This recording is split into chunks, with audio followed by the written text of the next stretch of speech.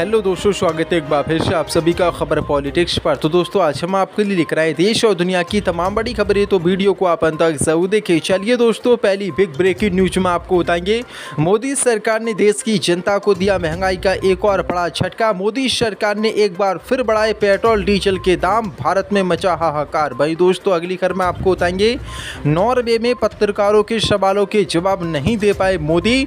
राहुल गांधी का हमला, कहा छिपाने के लिए कुछ नहीं होता तो डरने की ज़रूरत नहीं पड़ती। भाई दोस्तों, आपको बताएंगे, ममता बनर्जी इंडिया गठबंधन के साथ मिलकर चुनाव आयोग और बीजेपी के खिलाफ देशव्यापी विरोध प्रदर्शन करेंगी। भाजपा और चुनाव आयोग की बड़ी मुश्किलें। भाई दोस्तों, आपको बताएंगे, चुनाव आयोग का ऐलान, दिल्ली, महाराष्ट्र और पंजाब समेत 16 राज्यों और 3 केंद्र शासित प्रदेशों में होगा SIR। अब काटे जाएंगे सभी विपक्षी पार्टियों के वोट। भाई दोस्तों, आपको बताएंगे, भारत के मुसलमान खतरे में, अब गाजा और म्यांमार जैसे होने जा रहे हैं भारत के हालात। पूर्व सांसद मोहम्मद अदीब का सनसनीखेज बयान। भाई दोस्तों, आपको बताएंगे, मोदी सरकार ने जनता को महंगाई का रिटर्न गिफ्ट दिया। शिवसेना उद्धव ठाकरे ने ईंधन की कीमतों में बढ़ोतरी को लेकर मोदी सरकार पर बोला हमला। तो दोस्तों, सभी खबरों को एक एक क्रम आपको विस्तार से बताने वाले हैं, वीडियो को आप अंत तक जरूर देखें। इसी के साथ दोस्तों, पहली बड़ी खबर का लोकेशन, मोदी सरकार ने आज देश की जनता को दिया एक और बड़ा झटका। पेट्रोल डीजल के दाम मोदी सरकार ने फिर बढ़ाए। दरअसल आपको बता दें, देश की जनता को आज एक बार फिर मोदी सरकार ने महंगाई का बड़ा झटका दिया है। एक सप्ताह में दूसरी बार पेट्रोल और डीजल के दाम में बढ़ोतरी मोदी सरकार ने कर दी है, जिससे देश में हाहाकार मचने लगा है। दिल्ली में पेट्रोल की कीमत 87 पैसे बढ़ गई हैं, जबकि डीजल की कीमत में 91 पैसे का इजाफा हुआ है, यानी कि लगभग 1 रुपये मोदी सरकार ने और बढ़ा दिया है। इससे पहले 3-4 दिन पहले ही मोदी सरकार ने पेट्रोल डीजल पर 3-3 रुपयों की वृद्धि की थी, लेकिन अब 1 रुपये की और वृद्धि मोदी सरकार ने कर दी है, जिससे पेट्रोल डीजल अब 4 रुपये से ज़्यादा प्रति लीटर महंगा हो चुका है। चेन्नई में पेट्रोल की कीमतों में भारी इजाफा हुआ है, 104 रुपये प्रति लीटर पेट्रोल पहुंच गया और डीजल 96 रुपये चेन्नई में पहुंच चुका है। वहीं बड़े बड़े शहरों में जैसे मुंबई, उनमें पेट्रोल डीजल की कीमतों ने हाहाकार मचा दिया है। मुंबई में पेट्रोल 107 रुपये 59 पैसे प्रति लीटर पहुंच गया है, जबकि डीजल 94 रुपये प्रति लीटर पहुंच गया। कोलकाता में 109 रुपये 70 पैसे प्रति लीटर डीजल पेट्रोल पहुंच गया और जबकि डीजल 96 रुपये प्रति लीटर पहुंच चुका है। यानी कि मोदी सरकार जो दावे कर रही थी कैमरे पर बड़े बड़े आकर, ना ही पेट्रोल डीजल की कमी है, ना गैस की कमी है, ना ही हम किसी चीज़ के रेट बढ़ाएंगे, हमारी सरकार में बहुत अच्छा काम हो रहा है, पेट्रोल डीजल CNG धुआंधार समुद्रों से आ रहा है। ये पूरी तरीके से मोदी सरकार चुनाव जो चल रहे थे उनके कारण झूठ बोल रही थी, और जैसे ही चुनाव ख़त्म हुए हैं, अब मोदी सरकार ने सारी चीज़ों पर महंगाई बढ़ाकर देश की जनता के सामने बोझ डाल दिया है। ये पूरी तरीके से मोदी सरकार नाकाम साबित हो रही है। इसी के साथ तृणमूल कांग्रेस इंडिया गठबंधन के साथ मिलकर देशव्यापी विरोध प्रदर्शन करेगी। ममता बनर्जी ने शुरू की चुनाव के बाद की अहम रणनीतिक बैठकें, भाजपा की बड़ी मुश्किलें। दरअसल आपको बता दें, तृणमूल कांग्रेस यानी कि TMC इंडिया गठबंधन के सदस्यों के साथ मिलकर पूरे देश में विरोध प्रदर्शन करने की योजना बना रही है। पार्टी के वरिष्ठ नेता सौगत राय ने कोलकाता में पार्टी की बैठक के बाद इस बात की जानकारी दी। उन्होंने दावा किया कि बीजेपी ने 100 से ज़्यादा सीटें लूट ली हैं और पूरे पश्चिम बंगाल में चुनाव के बाद बड़े पैमाने पर हिंसा हुई है।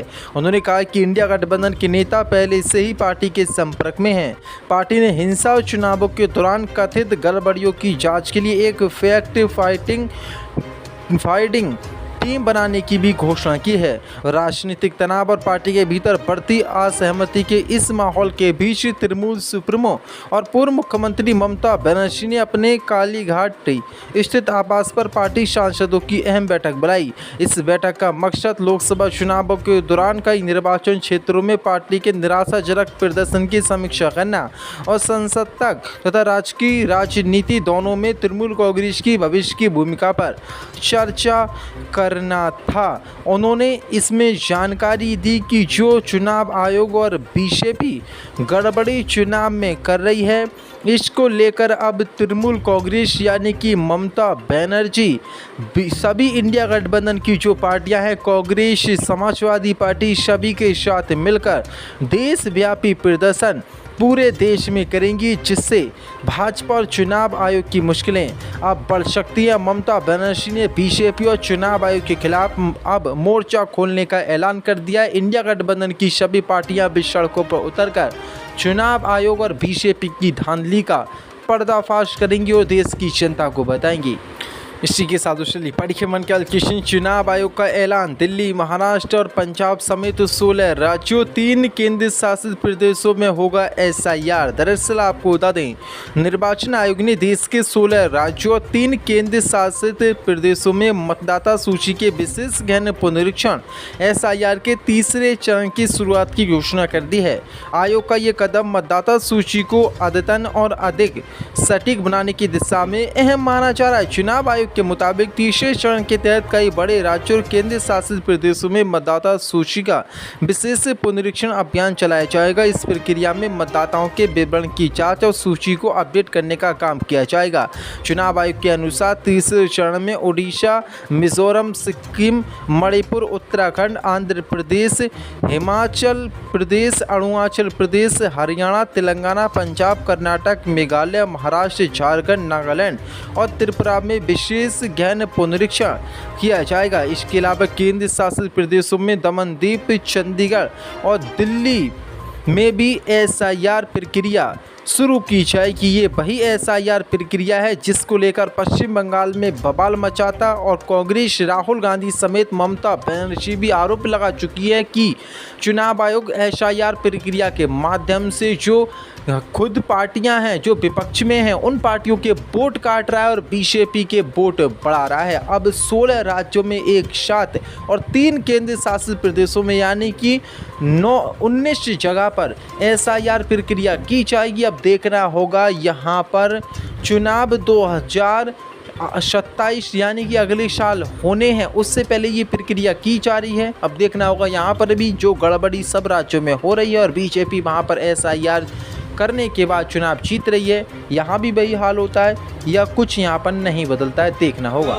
इसी के साथ दूसरी पढ़िए मन के श्री राहुल गांधी का मोदी पर हमला, कहा छिपाने के लिए कुछ नहीं होता तो डरने की जरूरत नहीं पड़ती। दरअसल आपको बता दें, कांग्रेस के पूर्व अध्यक्ष और सांसद राहुल गांधी ने नॉर्वे में पत्रकारों के सवाल नहीं लेने के दावे को लेकर सोमवार को प्रधानमंत्री मोदी पर हमला बोला और कहा कि जब छिपाने के लिए कुछ नहीं होता तो डरने की जरूरत नहीं पड़ती।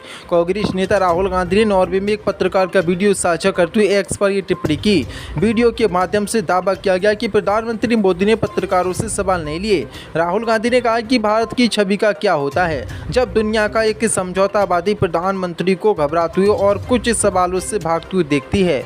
प्रधानमंत्री मोदी इन दिनों 5 देशों की 6 दिवसीय यात्रा पर हैं। वह इस यात्रा क्रम में भारत नॉर्डिक शिखर सम्मेलन में भाग लेने और नॉर्डिक देशों के नेताओं के साथ प्रमुख द्विपक्षीय कार्यक्रम के लिए दिन में ओस्लो पहुंचे थे। इस दौरान वहां पर नॉर्वे की एक पत्रकार ने मोदी से सवाल पूछ लिया और कहा कि आपके प्रधानमंत्री कब सही सवालों के जवाब देंगे, लेकिन मोदी उन सवालों के जवाब नहीं दे पाए और वहां से पतली गली से, जैसा उनका काम है, आज तक उन्होंने 15 साल में कोई प्रेस कॉन्फ्रेंस देश में नहीं की है। वहाँ पर भी वो पत्रकारों से बच निकले और वहाँ पर उनके सवालों का जवाब नहीं दिया, जिसके बाद भारत की किरकिरी और मोदी सरकार की किरकिरी नॉर्वे और सभी अदर देशों में हो रही है। अब इसी को लेकर राहुल गांधी ने ये मोदी सरकार पर हमला बोला है। इसी के साथ पढ़िए मन का किशन, भारत के मुसलमान खतरे में, अब गाजा और म्यांमार जैसे होने जा रहे हालात। पूर्व सांसद मोहम्मद अदीब के बयान से मची खलबली। दरअसल आपको बता दें, आज के सियासी दौर में देश की राजनीति जिस करवट बैठेगी, इसे लेकर हर तरफ चर्चाएं तेज हैं। इसी बीच राज्यसभा के पूर्व सांसद मोहम्मद अदीब ने एक ऐसा दावा किया है जिसने देश की राजनीतिक गलियारों में हलचल मचा दी है। मोहम्मद अदीब ने सीधे तौर पर आरोप लगाया कि भारत में इस वक्त मुसलमान खतरे में हैं। उन्होंने उन्होंने कहा कि देश अब नफरत की आंधी में झुलस रहा है और मुस्लिम वोटों को काटने का एक नया सिलसिला SIR के जरिए शुरू हो चुका है। पूर्व सांसद का मानना है कि अगर इस मुल्क और संविधान को बचाना है तो अब मुसलमानों को राजनीति से पूरी तरह पीछे हट जाना चाहिए।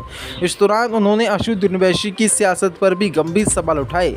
जब मोहम्मद आदिब से पूछा गया कि भारतीय मुसलमानों को वोट क्यों नहीं करना चाहिए तो उन्होंने बेबाकी से जवाब दिया और उनका कहना है कि मुसलमानों ने राजनीति के सारे तजुर्बे करके देख लिए।